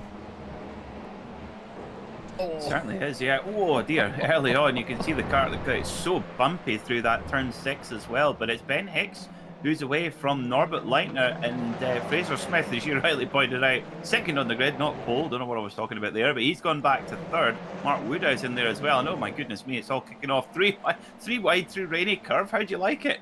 Oh, little Matthias Tatij has just had one sent into the back of him there by Bram Klaas. Not sure how he likes that. Look at that down the inside. Mats Borg Anderson. Cheers, boys. See you in a bit. Lovely stuff from him. Oh, no, Ben Hicks, I think, went off. No, he just went a bit wide. It's got very, very congested behind him as well. Ollie Peacock in there. Trying to advertise his driver coaching on the back of the car by driving in front of everybody. Now Norbert Leitner has taken the lead. He's gone down the inside of Ben Hicks before turn 1. Fraser Smith tries to follow him through, and he does as well. So the fight is on now. Mark Woodhouse is up to 4th. This could get very, very interesting between these front couple, though, couldn't it? Oh, yes, it could indeed. And we know that Norbert Leitner is certainly not shy. He's certainly not backwards in coming forwards, as they say. So him and Fraser Smith could be in for a real grandstand battle here in this third and final race of the day here at Laguna Seca. Mark Woodhouse. Oh, dear. Mats Borg Anderson's having a hell of an opening few laps. Oh, he's everywhere. It's great. Oh, no. Freitas is off. Oh, everybody's off in the background. Wow. That's PJ Clayson's ended up in Las Vegas. Flipping heck. Well, we knew it was going to be hard charging. Oh, no, Brown. I don't know where to look, Peter. This is hurting my head. Well, I'm glad I only have to commentate. You've got to press all the buttons as well. As you see, Mark Woodhouse. Mark Woodhouse up into third position as well. So a return to form for the Stud McMuffin. Oh, well, it's all come to a head. Oh, my goodness. Yep, it's all come to a head. Ashley falls off. God. That's Wayne Palmer in there as well. There was a moment, I Stuck think, in the with wall. Jessica Myers and Mats Borg-Andersen. So Mats Borg-Andersen, Matthew Crisp down the inside. Mats closes the gap. Jessica Myers goes straight on. Oh, and then into him. And then this happens behind. Oh, wow. That was a massive domino effect of cars, that, wasn't it, there? So Wayne Palmer went off.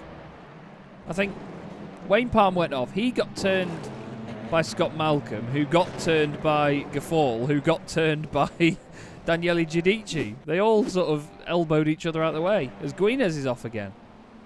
Yeah, welcome to the Simracersworld Dominoes League on a Tuesday night. Very much so. I do like a bit of dominoes, actually. It's quite fun. Oh, I'm no good at it. I don't know what it is. I know it sounds really stupid, but I just tactically I can't get my head around it. It's just one of those things that just evades me. Just basic human skill like that. You know, put a load of buttons and a stream in front of me, and we'll do absolutely fine. But yeah, give me. Oh no! Oh my. That's Naveed Hussain around. We've had a bit of a moment with the overlay, unfortunately. There is Naveed. Oh, that's a real shame. I expect you to go in the sand, Mr. Bond.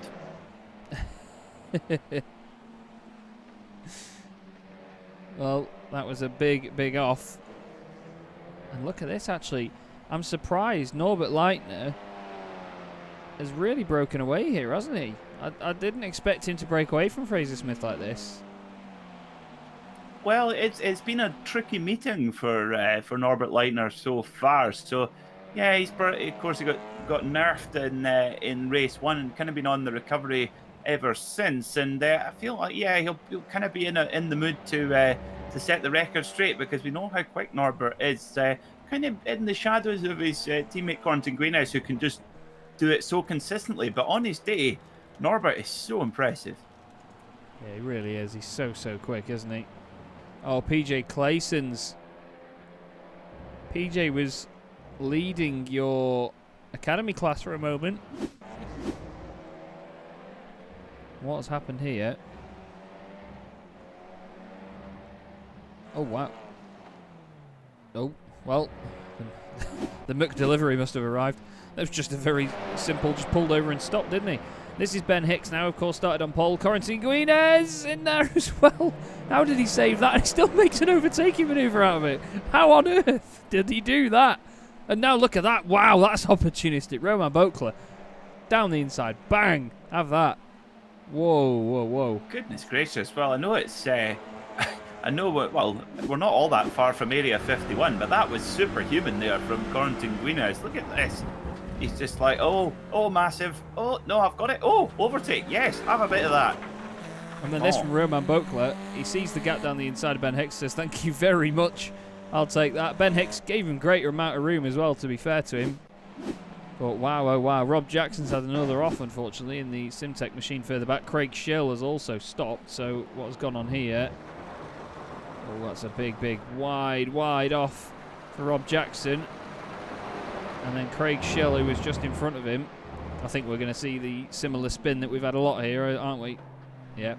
Oh, it's so painful to watch, isn't it? Poor Craig. Poor Craig. We've all done it, and the thing is, you could. It all happens so slowly that you could honestly take your hand off the wheel and change the DAB radio station, which is almost, it's like breaking the Da Vinci Code. Trying to change the radio station in an Audi. Oh God. Absolute rock 80s. No, that's 95% adverts all the time. Yep.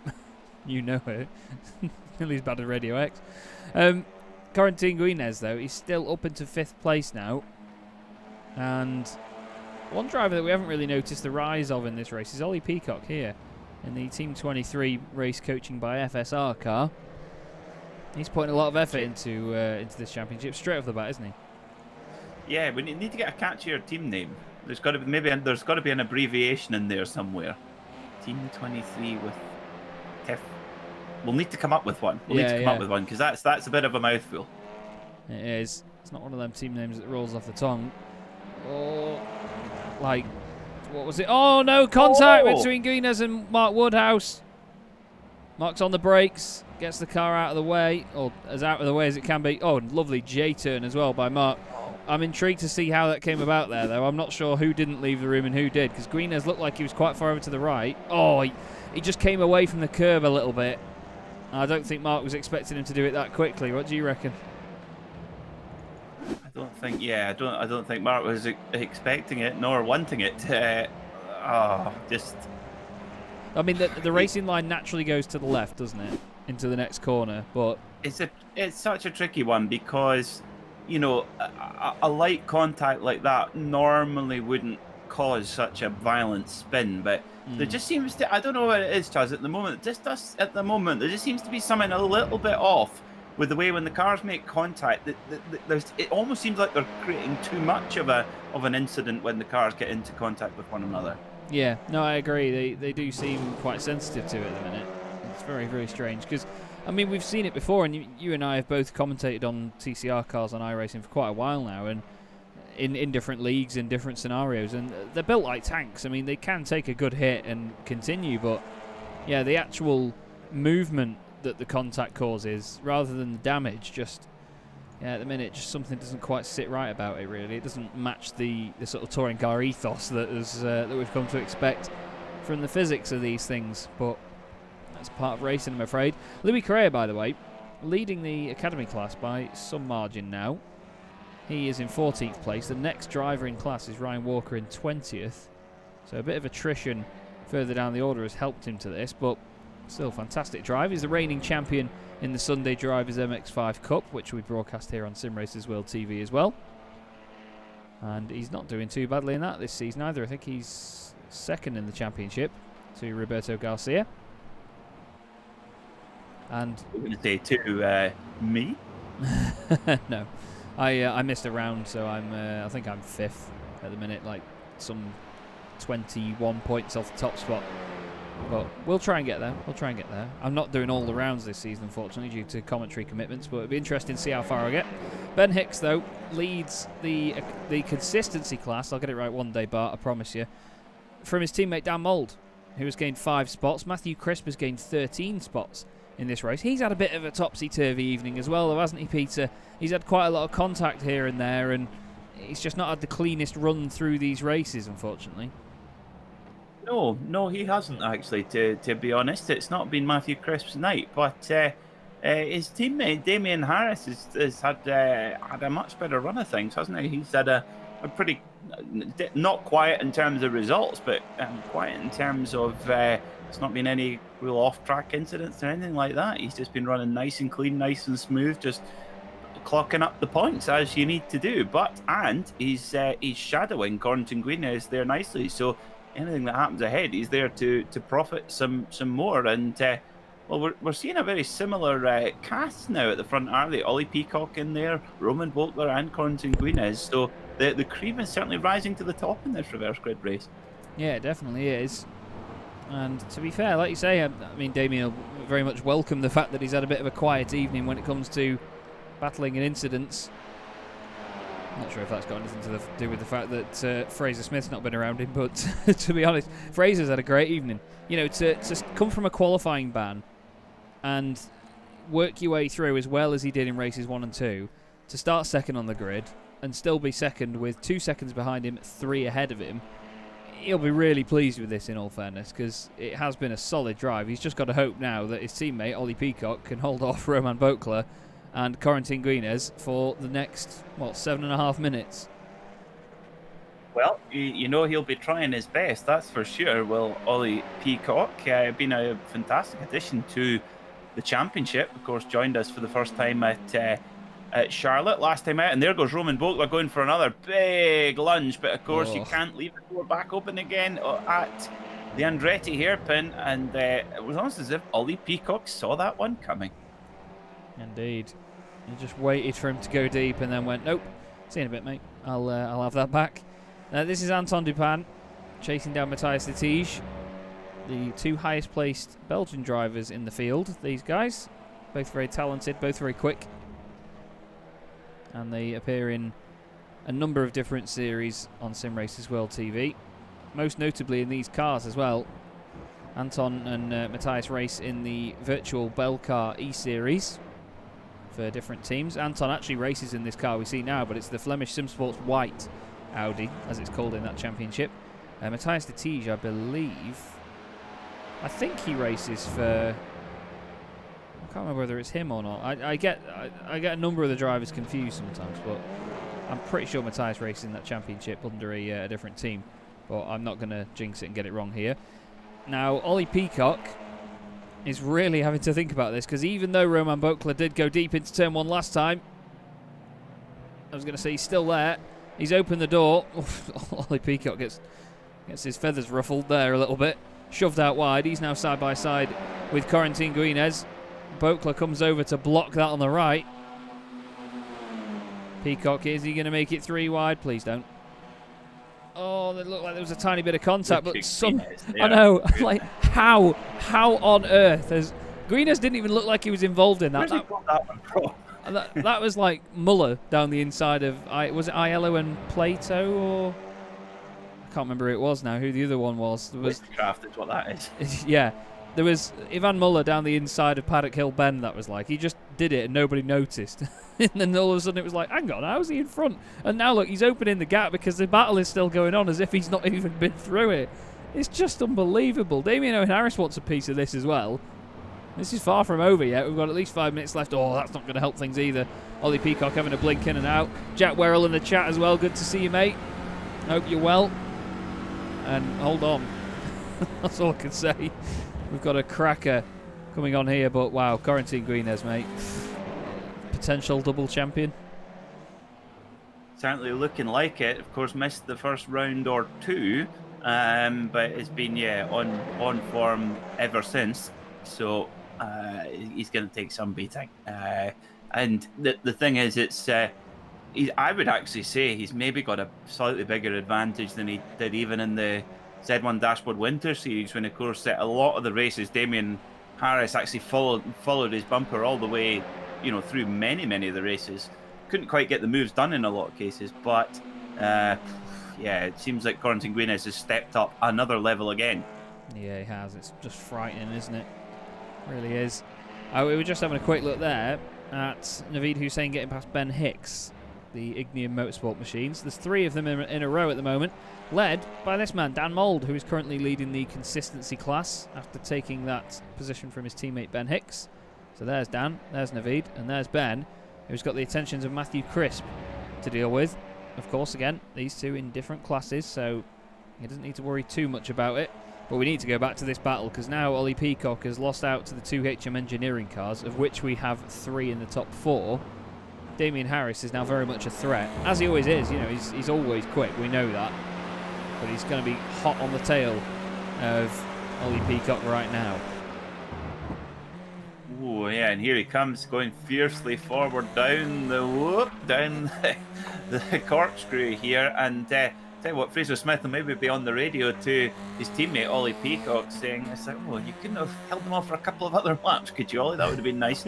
And he'll go, "I'll show you the replay afterward. You tell me how you're going to stop him going through there."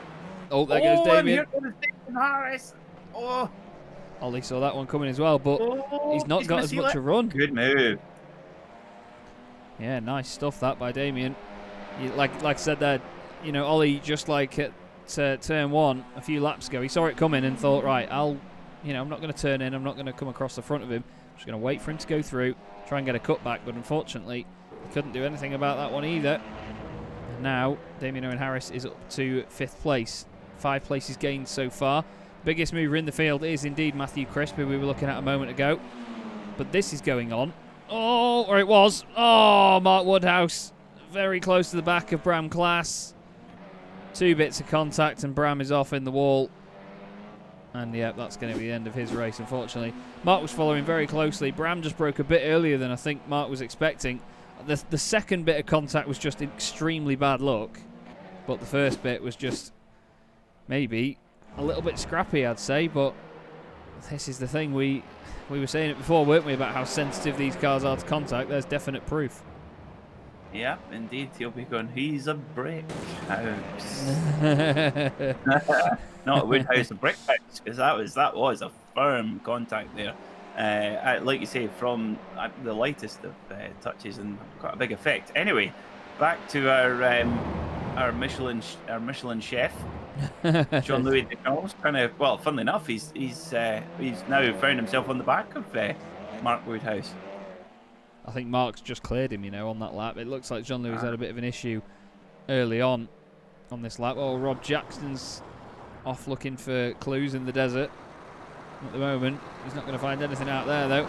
Gets back on eventually after a bit of an excursion wide. It's so easy to do that, though. That corner just, it begs for you to push the car as hard as you can through there. You either hit the curb or run wide, or hit the sand on the outside and it spits you over to the left. There's never an easy way of getting around there. This is Norbert Leitner, though. Remember him? He is 4.7 seconds clear of Fraser Smith at the moment, who is there. And look at this now. Guinness is within 0.6 of a second, Peter. Yeah, he's certainly, they've been absolutely on the chart. And Fraser Smith's probably been watching this red HM Engineering Audi just getting larger and larger in the mirrors. And whoa, there's your example you're just talking about, Chaz. Corrington Guinness. You can tell he's pushing, using every last bit of the road. Look how much curb he uses there on the outside, and then whoop, round he goes. Jeepers, and through the veiny curve they go. Named after the 3-time motorcycle world champion Wayne Rainey, one of the greatest racers of all time. And it looks like this is a matter of when, not if. Indeed. Oh, moving around. Fraser goes defensive. Roman Bokler's in there as well. Look, that was a lot of curb by Corrington Guinness, and I feel that may have been a slowdown penalty. That was definitely a slowdown penalty. That's uncharacteristic to see from Guinness, but when you're following a car like that so closely, you do get that every so often, don't you, where you can't see the apex. But the question now, of course, Peter, is what can Roman Bokler do? Well, he'll have a try. He'll have a go, and Fraser's probably just thinking, oh, just 5 more seconds and I would have got the checker flag there, rather than I'm sorry, you start that saying, oh, well, you just... and I didn't know where that was going. That was one of the game, but yeah, just 5 more seconds, and I'm sure that followed off camera, but yeah. Oh god, yeah. He's trying to keep Roman Bokler at bay, and look at that, he's going really defensive. But Bokler's going to go, I'm going to hook this right around the outside. Now, this is narrow enough for 1 car, let alone 2. Well, as I say, this will end well. Oh, Roman Bokler getting the man fruits out around there, flipping heck. Oh, argy-bargy up the hill. Fraser doesn't want to give him the room. And Corrington Guinness almost pushing his teammate in the encouragement from Corrington Guinness. He's sideways, gets back on it. And he's gone through and he's gone down the inside. It's HM Engineering 1, 2, 3. Damien Harris is going to try and go around the outside as well. Fraser's had a bit of understeer. Is that going to work? But Norbert Leitner is coming to the line round the final corner. Amazing stuff from HM Engineering once again. And no, Fraser's off. And it's between him and Damien Harris again. Oh, it just boils over every week. But HM Engineering 1, 2, 3. Norbert Leitner, Roman Bokler, Corrington Guinness. Beautiful stuff. And I think Damien's letting Fraser through, is he? Yeah, he is. He's letting him by. Fraser clearly not happy about it. Still moves over on him, but wow, oh wow. That was insane stuff at the end. Dan Mould is going to win the consistency class. Well done to Dan. And Louis Correa is going to win the academy class. But that at the end there, Peter, that was phenomenal racing by those boys. Oh, absolutely fantastic. Who says you can't overtake at Laguna Seca? I mean, wow. Yeah, it was fantastic stuff there from both the HM Engineering guys. And actually, you got to take your hat off to Fraser Smith there as well, because he could have shoved Bokler onto the gravel very, very easily. He didn't. He actually relinquished a little bit, gave a little bit of room. Again, here into the corkscrew again, gives the room, gets a little bit kind of loose there, and that allows Guinness by. Now, this is the bit I want to see. We just missed this on camera. Fraser's got the line here, and oh my. Damien was a bit late into that for me. He knew that though, and at the end of the day, he gave the position back, which is good. Yep, and absolutely. I think Fraser got a little bit lucky in the fact that he had his teammate behind him as well, and he probably saw that situation. And Damien, if anything, he gives one of the positions up, and he did it well. a bit scary across the line there, but yeah, wow, that racing and that move by your eventual race winners at HM Engineering, and what a great drive by Norbert Leitner as well. That was just beautiful. Yeah, that was superb stuff from Norbert Leitner, who's having a lot of fun with the handbrake on this on this Audi, having a bit of a skid and a slide around. Wonderful stuff. And that's my kind of brake dragging. Oh. Oh, Norbert. Can you imagine if someone did that in real life? If you they won a race and they're like, oh yeah, let's celebrate, and then they just plow it into a wall. It would be very, very entertaining. Taylor nearly did that after winning Daytona this year. That's very true, yeah. Very true. So, in a night of dominant performances by HM Engineering, can you get much better than that? Norbert Leitner wins by 7.6 seconds over his teammate Romain Beauclerc. Corentin Guinez finishes third. Fraser Smith, though, you have to hand it to him. What a brilliant play this evening with that format as well. Fourth position for car 4 in the third race of the night. Damien Harris 5th. Good of him to give that place back at the end there. It was good battling all the same. Ollie Peacock 6th, with Miguel Freitas and Matthias de Tige consistently up there scoring points. Anton Dupin was 9th ahead of Naveed Hussein. Dan Mould 11th ahead of Matthew Crisp, with Ben Hicks 2nd in the consistency class. Louis Correa is your academy class winner in that race. Mark Woodhouse then with Jean-Louis Deschamps behind him. Anders Lely-Jourdaix and Jessica Myers getting 18th place. Ryan Walker was 2nd in the academy class, with Michael Blake recovering to 20th, Daniele Giudici 21st, and Niles de Kuiper finishing 3rd in academy. Then you have Danny Fenning 23rd ahead of Craig Schill and Rob Jackson, with Scott Malcolm and Paul Godden the last cars on the lead lap. For AM class, really unfortunate with that contact there. 3 laps down with PJ Clayson's 29th, Mats Borg Anderson 30th, and then other cars that weren't classified were Wayne Palmer, Ashley Gaffall, Lee Bowden, Jürgen Knockhart, and Tito Bonilla. But Laguna Seca has delivered once again, hasn't it, Peter? That was just phenomenal stuff to watch. I really enjoyed that tonight. Oh, that was absolutely superb, yeah. And amongst all that, though, I think HM Engineering, I mean, they really were unstoppable tonight. They really showed themselves well. Of course, Norbert Leitner got very unlucky in race 1, but fought back well to get the win in race 3. I think he would have taken that after that incident in race 1. But yeah, superb stuff here at Laguna, and just shows you take touring cars anywhere, and if they say there's no overtaking, they'll make some overtaking. They certainly will, mate. They certainly will. They definitely entertained us this evening to these guys. But at the moment, it looks like we've not got anybody in for an interview. They're probably all, to be fair, too tired for it, because, I mean, getting a car around here in good pace, I've done it a few times in iRacing in a competitive scenario. It is very, very hard work, because you are so close to the limit all the time. You're close to the track limits, you're close to what these cars can handle. And when you're trying to do that while battling people as well and keeping your eye on things, it is far from easy, isn't it? Indeed, yes, it is properly tough, and there's not really any rest. I mean, even the front straight, it's not really a straight, is it? You've got to kind of keep your eyes on the back of your head. So yeah, the drivers will be pretty exhausted, and they're probably all getting word about all of our rubbish jokes, which were even more rubbish than normal tonight. Oh God, they were indeed. But I do want to reiterate that never in my career did I think that I would be commentating on a touring car having a moment at the Corkscrew while somebody said there's a deconstructed chicken sandwich. Chicken sandwich. Yeah, sorry. I need to make sure that the branding is correct on that, obviously. We're joined, though, by Craig Schill, who jumps into the box for a quick chat this evening. Craig, that was certainly a difficult car-track combo tonight. What did you make of it? Sweating bullets. All 3 races. It was just, I couldn't get it, and then when I did get it, I got it wrong.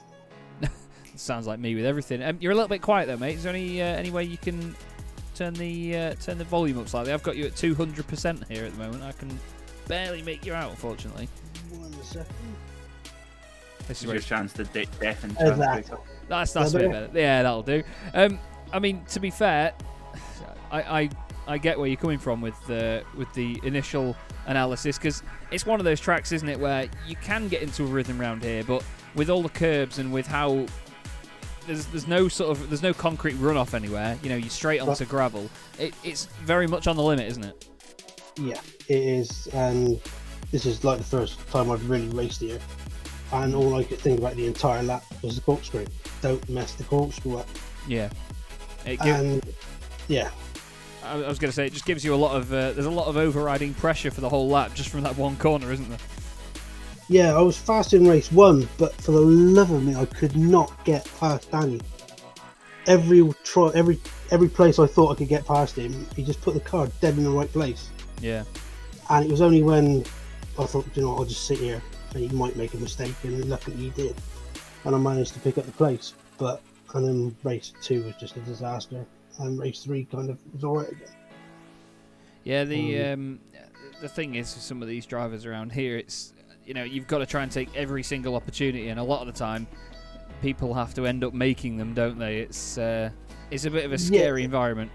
There was a few I was going to go for, and then I backed out of it because I was like, I'm going to wipe us both out, and I'm not here for that. So we'll just wait and see if something materialises itself. And luckily, just before the corkscrew, he ran a bit wide, and that was my opening, and I wasn't going to get asked twice. Well, that's it, mate. You've got to take them chances when you get them. But again, well done this evening. It's good to see you still making progress, of course, within the league and within iRacing, and hopefully with 4 more race meetings that'll continue. I hope so. Smashing stuff. Well, before we let you go, Craig, is there anybody you'd like to give a quick shout out to while you're on stream? Both yourselves for the great commentary as always. Thank you. Bart and Ian for running the league. James for doing the car, and everybody in the iRacing community UK that helped me along, give me tips and stuff like that. Awesome stuff. Well, great to speak to you, Craig. Again, well done this evening, and we'll see you next time out. Catch you later. Cheers. And another driver that we have is a bit of a regular in the box, but probably with more of an occasion to it this time. Fraser Smith, after what was always going to be a very difficult evening for you, Fraser, starting at the back. I mean, we've described it as playing the format well to your advantage. Do you feel that you did that tonight? Yeah, my target was literally just to get in that reverse grid, which I did. Mm-hmm. But race 3, I had no pace, really. I mean, it wasn't bad, but I couldn't keep up the pace of Norbert, and they just got caught quite quickly. So one of them ones. I just struggle with this track. Just couldn't gel with it. Yeah, I was just saying to Craig then as well, it's one of those tracks where you can get into a bit of a rhythm here, but it's very easy to slip back out of that again, though, isn't it? Because of the curbs and how there is no runoff. It's just gravel.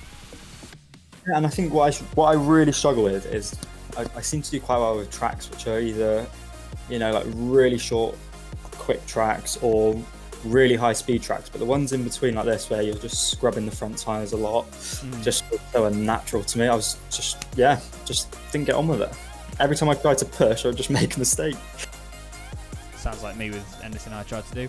But in fairness though, I mean, car 4, P4, as I've been saying, you know, you still got a good amount of points out of the evening at the end of it. Very interesting battle with the HM Engineering boys though. You must have been laughing your head off during that. That looked great. Something like that, yeah. I was. We had a good battle. Obviously, it was basically the final lap, really, and he managed to just bump draft Roman up the hill. So I had to give him the space at the corkscrew, and then Quarantine undercut me. Yeah, not a lot I could have done. No, that's the thing. It is very, very nip and tuck round here. It's so close whenever you're fighting with anybody. So, you know, you guys did a wonderful job. It was a fantastic display of racing. And, of course, for Damien to give the position back over the line as well after the contact going into the second to last. But, again, it just lends itself to how close the racing is in this championship, doesn't it? It does, and especially when it's that close. But, you know, on a track like this, when I was practicing, I was finding that I could only find, like, half a tenth here and there, and it's, you know, I don't know how I was losing so much time. I think it was mainly corkscrew, that was where my downfall was as well. So one of them ones. Indeed. Well, hopefully next time it goes a little bit better for you as well, and potentially another win on the cards. But for now, is there anybody you want to give a quick shout out to? Yeah, yourselves, especially Bart, for all the nuisance he's put up with this week from everyone from last week, and just my teammates at Full Sim Racing and a couple of my mates are watching today. Cracking stuff. Good to speak to you as always, Fraser. Thank you very much, mate, and we'll see you next time around. Cheers, yeah. Cheers. Well, it was a very interesting evening from Fraser's point of view. I mean, starting out with being right at the back of the grid to climb up a few places race 1, do the same race 2, and then try and stay near the front in race 3 when, like you said there, he was struggling to find the time. It can't have been easy, can it? No, definitely not. And especially, as you mentioned, a circuit like Laguna Seca where it's tight and, you know, mistakes are punished quite severely, as we saw for a number of drivers. So yeah, did a great job to keep the head, and it's difficult when you know when you're not on the pace that you feel you're capable of, and that's when you really earn your keep in a championship, isn't it? Where you just have to just get it to the end and move on to the next week. You do indeed. You have to really just keep eyes forward and hope that you have an absolute corker next time that the series comes around. Next time, though, I'm very excited for March the 2nd. We are at Oran Park in Australia, and a circuit that I've never commentated at before, actually. I've watched a couple of iRacing races there, and probably the only ones that have ever been there, because I don't ever see anybody driving it. But what do you make of going there in these cars, Peter? I'm unsure at this moment whether that'll be great or frightening. I think it's going to be fantastic. It's actually a really fun circuit to drive, especially the back part of the circuit. There's a lot of undulation. It's kind of like VIR that's been shrunk in the wash. That last part, it's got lovely undulation as well. It's a very short lap, so I think lap traffic is going to play a bit of a factor, because there's a lot of bits. The circuit is super narrow and it's super short. So there's going to be, I'm sure that could play a factor with our front runners. Well, we certainly look forward to seeing it. Corentin Guinez then takes 2 wins this evening. His teammate Norbert Leitner takes the other one. Roman Bokler getting some strong results as well. HM Engineering on absolute fire at the moment. But that is all we've got time for this evening, everybody. You can have a wonderful look at the beautiful thumbnail for this round, my favourite one of the season that I managed to put together. This has been the Simracersworld TCR Series. I've been Chaz Draycott. He has been the wonderful and always hilarious and knowledgeable Peter MacKay. And we will see you in a week's time, of course, March the 2nd for Oran Park in this great series for rounds 18, 19 and 20. But for now, have yourselves a great evening, everybody. We'll see you soon. Good night.